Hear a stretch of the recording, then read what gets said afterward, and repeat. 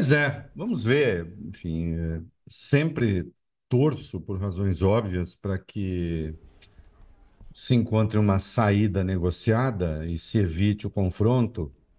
Lembrando que Nicolás Maduro, como todo tirano, como todo ditador, né, se alimenta também de sangue, né? E, portanto, o confronto sangrento de rua, de algum modo, ele é útil, né? Tem sido útil ao longo do tempo, né? Ele conta com alguns apoios importantes no mundo. É claro que as coisas como estão são inaceitáveis. Eu começo por apontar, lamentando profundamente o erro cometido pelo Brasil, pelo presidente Lula, e nós apontamos isso aqui, ao enviar o Celso Amorim para a Venezuela. O TSE fez muito bem em não ir, nós dissemos isso aqui, e se recomendou vivamente que o Amorim não fosse, especialmente depois da ofensa dirigida pelo Maduro ao Tribunal Superior Eleitoral aqui no Brasil. Tribunal Superior Eleitoral esse, como parte do sistema judicial que garantiu a rigidez do nosso processo eleitoral e da nossa democracia. Pois é, Amorim foi, né? Os sinais eram muito ruins na eleição na Venezuela. E aqui eu faço, quem está acompanhando, vamos parar um pouquinho aqui, depois eu volto a esse ponto. Os sinais eram muito ruins. Depois eu volto, eu continuo a partir daqui de explicar quais são esses sinais. Não havia, e falamos isso aqui, como se fazer uma eleição democrática na Venezuela. A eleição na Venezuela já não era democrática. Por isso que o TSE não tinha nada que fazer lá. A democracia também é um sistema de relações de confiança. Escrevi isso essa madrugada no UOL. É preciso que você confie no processo. Ele tem de ter uma legitimidade intrínseca, a começar do fato de que aqueles que disputam o poder têm de fazê-lo em igualdade de condições. Igualdade essa que não havia na Venezuela, né? O Maduro tem acesso, por exemplo, aos meios de comunicação, o que é vedado a seus opositores. O sistema, a Venezuela, o governo qualifica ou desqualifica aqueles que podem disputar a eleição com Maduro, né? Então, só concordaram, por exemplo, com a candidatura de Edmundo Gonzalez porque acharam que ela não ia emplacar, né? Do moderadíssimo Edmundo Gonzalez. Eu falei, não, não vai acontecer nada, então aí fica tudo certo. Pode disputar. Só que o tiro saiu pela culatra e sim, ele cresceu e era considerado o favorito por vários institutos que conseguiram fazer pesquisa ali na Venezuela, porque também para isso existem restrições as mais severas, né? Todos os órgãos de Estado que cuidam, de algum modo, da eleição, que respondem pela eleição, a começar do Conselho Nacional Eleitoral, são braços do governo, são braços do chavismo, ou, se quiserem, hoje em dia, do madurismo. Então, não havia como se fazer uma disputa eleitoral democrática ali. Ela já era viciada desde o começo, né? Maduro impediu muitos observadores, ele impediu os observadores da União Europeia, não se sabe até hoje por quê, desconvidou Alberto Fernandes, ex-presidente da Argentina, um cara progressista. A Colômbia, tem um governo de esquerda, falou: não, a gente não vai mandar observadores. Outros que quiseram ir foram vetados. Então, e Amorim foi bem recebido, né? Porque parece que Maduro contou com a possibilidade de tê-lo ali conestando aquilo que tem um cheiro gigantesco de fraude, né? Que por mais que a Venezuela tenha um sistema que permite fazer uma eleição séria, e tem o seu sistema de votação e de contagem, ninguém tem acesso por exemplo, aquilo que se chama no Brasil código-fonte. É impossível fazer uma auditoria independente das eleições. No Brasil é possível, a diferença do que dizem os canalhas aqui e do que diz o canalha Maduro sobre a eleição brasileira. Hum? Então, não há como certificar esse resultado. Ele contraria tudo aquilo que se estava vendo e antevendo na Venezuela. Ninguém que atores relevantes não acreditam nesse resultado e até agora não reconheceram esse resultado. E não adianta falar, é só a direita. Vamos lá. Eu vou ter uma lista de países aqui que não reconheceram. E quando não for governo de direita, eu vou chamar. Estados Unidos, não. Biden. Ah, Biden, direita. Bom, o Chile tem um governo de esquerda progressista, não reconheceu. O Peru, não. Costa Rica, um governo democrático, que longe de ser de extrema-direita, a Itália não, Espanha, governo de esquerda, Argentina, tudo bem, é Milei, mas a Alemanha, governo social-democrata, não, Colômbia, governo de esquerda, não, Guatemala, governado por um progressista, não, a União Europeia, o Reino Unido, com o Partido Trabalhista. Hã? Ah, mas Nicarágua reconheceu, Rússia reconheceu, Cuba reconheceu. Ora, não me diga. Hã? É inaceitável que as coisas caminhem dessa maneira. O que vem agora, não sei, né?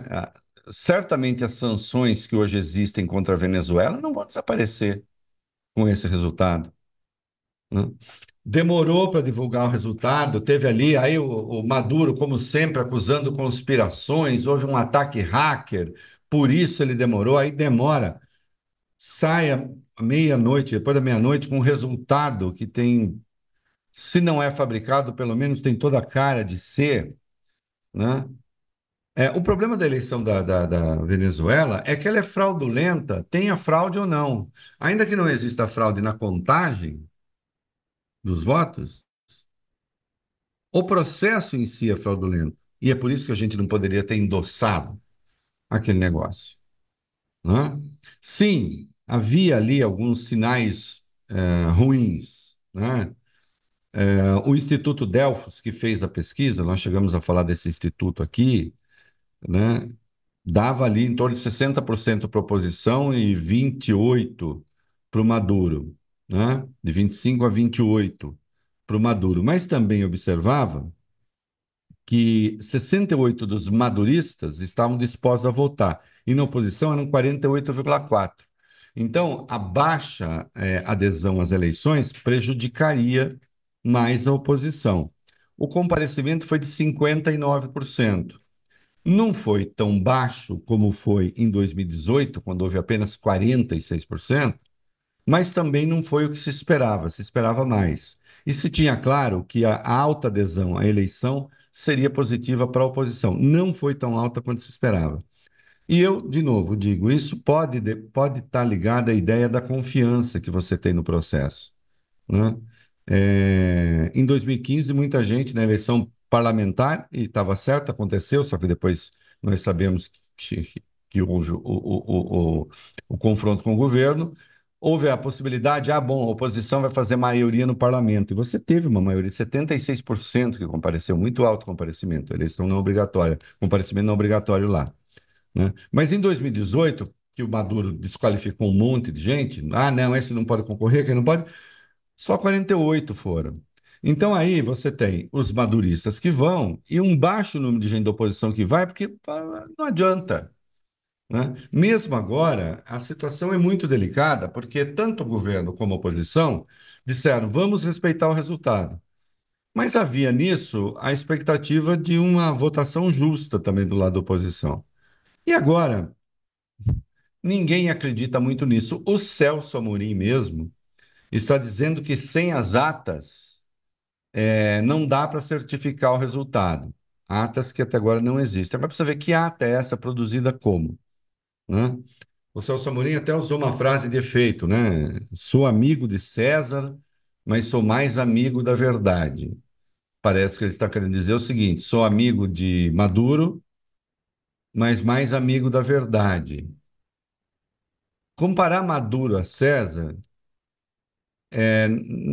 não chega a ser lisonjeiro, acredito, considerando que César, ainda que não tenha sido imperador, era o número um de Roma e se impunha, né? Por mais que fosse uma figura carismática, pela força militar, né? Então, talvez, de algum modo, os, a formação originalmente democrática do embaixador o advirta de que ele está comparando Maduro a um mandatário autocrata, né? César, que, enfim, ajudou a matar a República e depois veio o Império, né? Com a força militar, né? Força militar em que Maduro se escuda, porque a Venezuela é uma ditadura militar também. Hum? Lembrando que essa frase, até ela vem lá é atribuída a Aristóteles, né? Contestando o seu mestre Platão, né? Sou amigo de Platão, mas sou mais amigo da verdade. É daí que Amorim está tirando a inspiração, né? Depois se adaptou para César e agora ele adapta para Maduro. A gente vê que vai havendo uma degradação do uso dessa frase, né? Saímos de Platão, fomos para César e agora bem lá embaixo para Maduro. É... é muito ruim isso. Eu não sei, eu espero que o Brasil tenha uma posição responsável e não resolva liderar nenhum processo para normalizar aquilo que aconteceu na Venezuela. Nós não precisamos, o Brasil não precisa, o presidente Lula não precisa, mas aí é com ele, ser amigo de Nicolás Maduro. O Brasil precisa manter relações comerciais com a Venezuela, como precisa manter relações comerciais com o resto do mundo, né? Agora, aproximar-se de uma ditadura, justificar um ditador. Há quase 300 pessoas presas na Venezuela, né? E aí diz lá o procurador-geral deles, que também é um braço do governo, que é porque são terroristas, né? O que é inverossímil, para dizer pouco, né?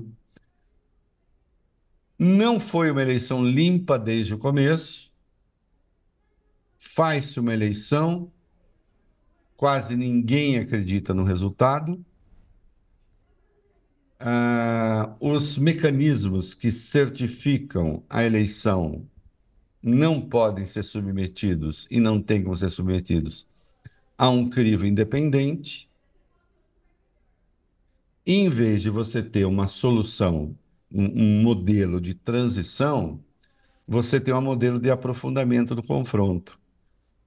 Porque Edmundo Gonzalez, eu também tratei disso hoje no meu texto, Edmundo Gonzalez era ele próprio a transição.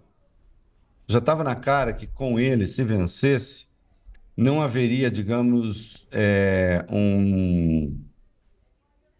um processo de retaliação ao chavismo, ao Maduro, enfim, se operaria, a ideia era operar uma transição democrática. Agora não, né? E aí a gente poderia dizer, bom, mas Maduro não pode ser esse cara, então não se pode arrancar dele esse compromisso. Peraí, mas Maduro alguma vez cumpriu a palavra com alguém? Olha o tal grupo de Barbados, em que o Brasil se meteu também, né? Então vamos fazer, fizeram reunião em Barbados, o Brasil participou, outros países, oposição, situação, regras. Um mês depois já não valia mais nada. Maduro pretextou lá complô contra eles, os ditadores sempre fazem isso, os tiranos sempre têm um complô contra mim, não sei o que e tal. Em nome desse suposto complô, né, para combatê-lo, o Acordo de Barbados foi pro brejo, né? Então, o negócio é o seguinte: você fazer coisas que são sabidamente contraproducentes, eu acho. para mim, incompreensível, né? Como eu acho incompreensível que setores da esquerda, né, tem muita gente aí falando, olha, Reinaldo voltou a ser conservador. Primeiro que eu não dou a ninguém o direito de ser juiz desse modo do que eu penso. Segundo, não tentem, assim, eu não dou braço para ditador, para candidato a ditador, seja daqui do Brasil, seja de qualquer lugar. Eu tenho asco desse negócio, né? É, como costumo brincar, perguntem se alguma vez alguém me viu dando piscadela no auge dos meus embates com o PT do passado. Se alguém me viu alguma vez dando piscadela para gente como Bolsonaro, essa coisa, essa corja asquerosa que despreza a democracia, seja aqui, seja na Venezuela, seja em qualquer lugar, né? Não existe, eu criei a expressão, não existe a democracia do inimigo. Não existe uma democracia para mim que valha para mim, para a minha turma, para os meus, e uma democracia que valha para os meus inimigos. A regra é uma só, tem de ser uma só, desde que as pessoas aceitem as regras democráticas. É simples. Não é tão atrapalhado esse jogo assim, né? Então, esse negócio de, não, Maduro. Eu sou contra o imperialismo? Sou. Maduro também é. Então, se Maduro é contra o imperialismo, eu sou contra o imperialismo, nós dois somos contra o imperialismo. Então, aí eu vou agora endossar as posições de Maduro, ainda que Maduro faça o diabo lá na Venezuela. Eu vejo MST, eu me dou bem com gente do MST. Cito uma pessoa que eu considero amiga, que é o João Paulo Rodrigues. Eu não sei a posição dele, mas ele está no MST, o MST expressou essa posição. O que que tem de democrático, o que que tem de aceitável no regime venezuelano que o MST ache aceitável? Se é democracia que o MST quer aqui no Brasil, parece que é, né? O que há no regime venezuelano que identifica aquilo que é o discurso oficial do MST aqui, né? Eu acho respeitável que o MST queira a reforma agrária, democratização da terra. É um regime de democracia que tem na Venezuela? Não é. A juventude PT, a juventude não sei o quê, grupos de esquerda. Acho terrível isso, porque assim, é, acho um erro moral, inclusive, grave. Né?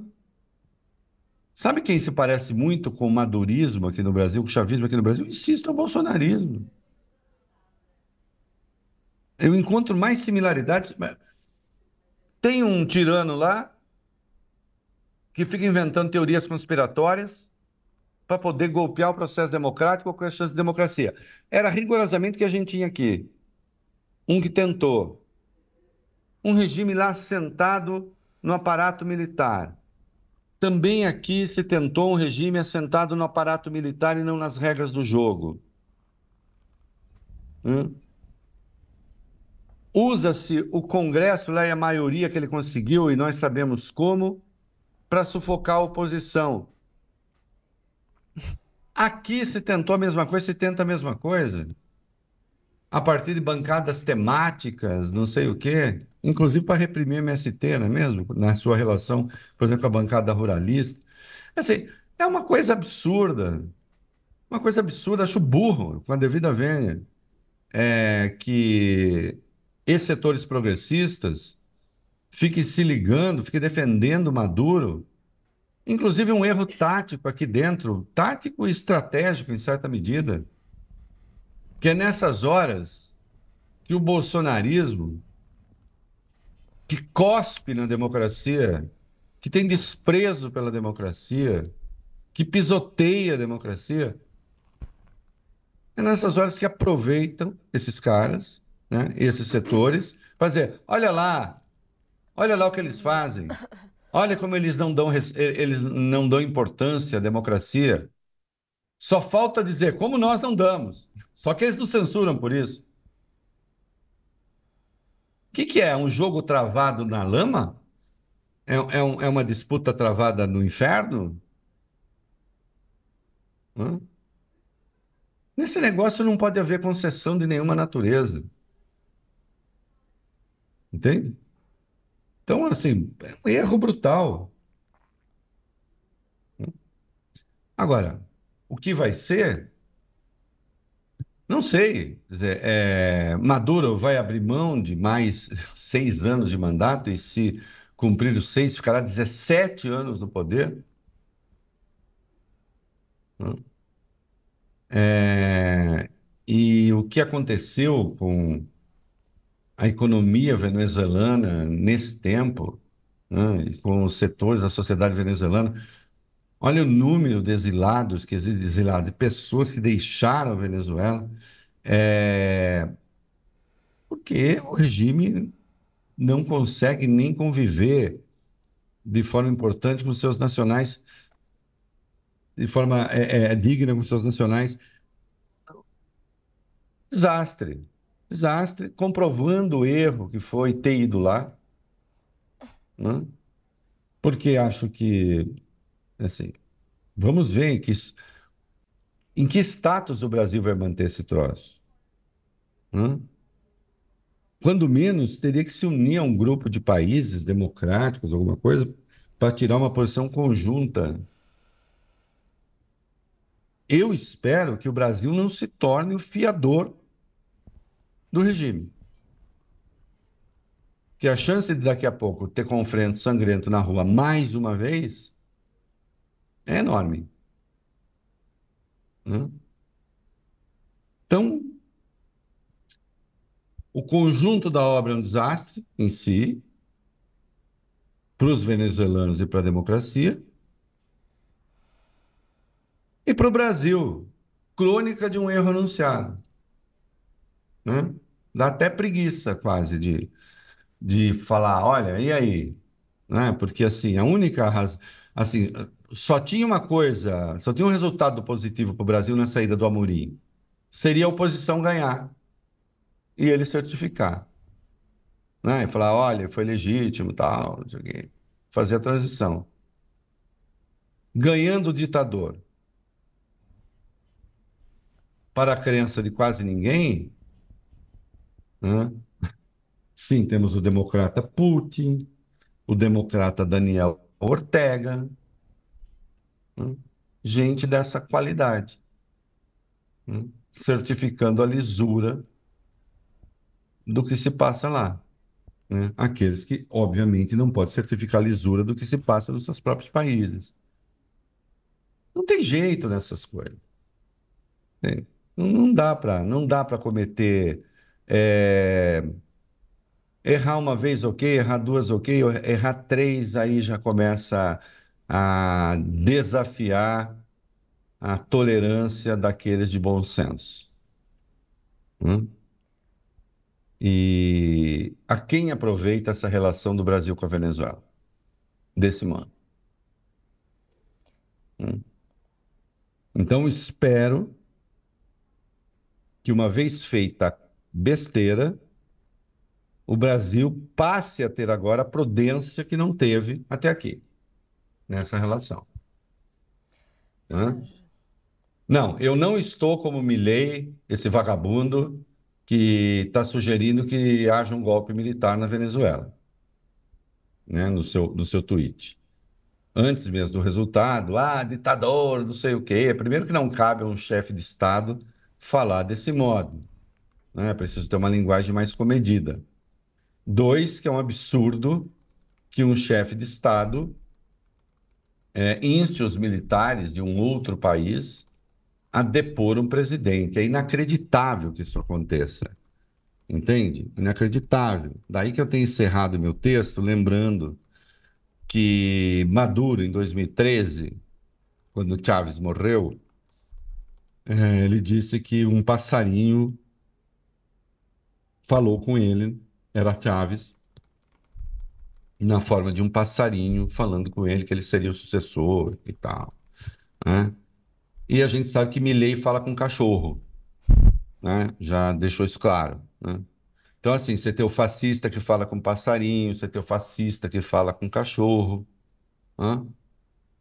E eu encerrei meu texto lembrando que a gente precisa de democratas que falem língua de gente, né?